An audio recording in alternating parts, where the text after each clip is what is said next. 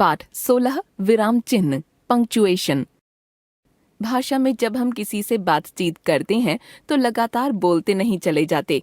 बीच बीच में थोड़ी थोड़ी देर के लिए हम रुकते हैं या अपनी वाणी को विराम देते हैं। बोलते समय केवल रुकते ही नहीं, कभी प्रश्न पूछते हैं, कभी मना करने के लिए सिर हिलाते हैं, कभी किसी बात पर आश्चर्य प्रकट करते हैं आदि। ये सब कार्य मौखिक भाषा में हर व्यक्ति करता है। मौखिक भाषा की इन तरह तरह की चेष्टाओं को लिखित भाषा में व्यक्त करने के लिए कुछ चिन्ह बनाए गए हैं। इन्हीं लिखित चिन्हों को विराम चिन्ह कहते हैं। हिंदी के कुछ प्रमुख विराम चिन्ह इस प्रकार हैं। पूर्ण विराम, वाक्य की समाप्ति पर यह चिन्ह लगाया जाता है, जैसे बच्चे सो गए, कमला स्कूल गई।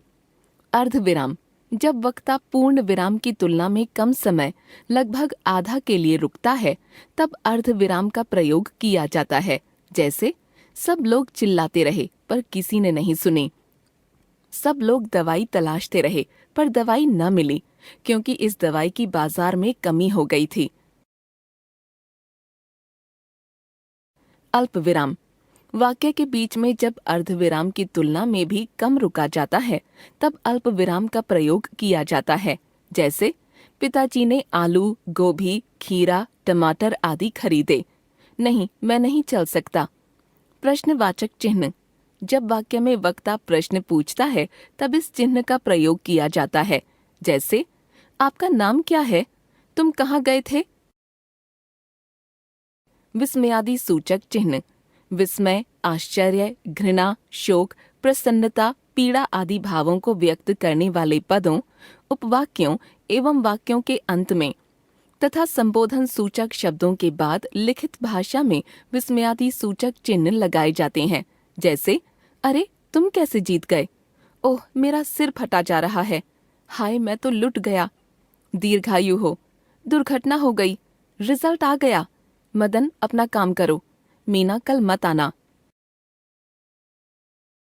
योजक या विभाजक चिन्ह, वाक्य के दो शब्दों को जोड़ना या अलग करना हो तो योजक चिन्ह का प्रयोग किया जाता है, जैसे दाल रोटी, भाई बहन, रात दिन, जल्दी जल्दी, खाते पीते, खेलते कूदते, तुम सा मूर्ख, लक्ष्मण सा भाई।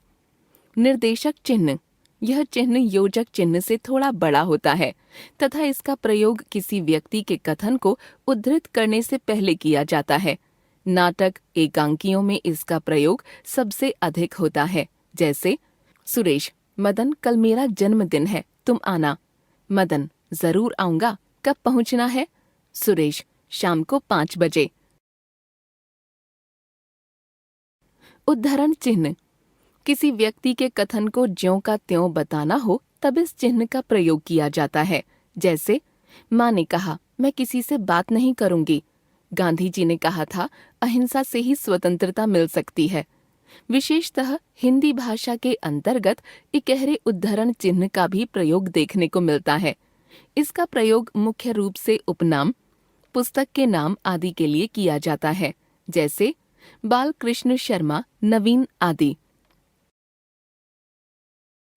कोष्ठक, कोष्ठक का प्रयोग कठिन शब्दों का अर्थ बताने, विकल्प दिखाने आदि के लिए किया जाता है, जैसे जब नेताजी सुभाष चंद्र बोस बर्मा पहुंचे तो वहां उनका बहुत स्वागत हुआ। अ, ब, स आदि। जलज, जल में जन्म लेने वाला, तथा पंकज, कीचड़ में जन्म लेने वाला, दोनों ही शब्द कमल के पर्याय हैं। हंसपद या त्रुटिपूरक, लिखते समय जब कोई शब्द छूट जाता है तब इस चिन्ह को लगाकर उस शब्द को ऊपर लिख देते हैं, जैसे मेरी किताब खो गई है। राम का नाम सब लोग लेते हैं। लाघव या संक्षेपक चिन्ह, किसी बड़े अंश का संक्षिप्त रूप लिखने के लिए लाघव चिन्ह का प्रयोग किया जाता है, जैसे आकस्मिक अवकाश, आ अ, चिकित्सावकाश, ची अ, प्रेरणार्थक क्रिया, प्रे क्री। हमने सीखा मौखिक भाषा की भाव भंगिमाओं, चेष्टाओं आदि को लिखित भाषा में व्यक्त करने के लिए बनाए गए चिन्ह विराम चिन्ह कहलाते हैं। प्रमुख विराम चिन्ह हैं पूर्ण विराम, अर्ध विराम, अल्प विराम, प्रश्नवाचक चिन्ह, विस्मयादि सूचक चिन्ह, योजक या विभाजक चिन्ह, निर्देशक चिन्ह, उद्धरण चिन्ह, कोष्ठक, हंसपद या त्रुटिपूरक तथा लाघव या संक्षेपक चिन्ह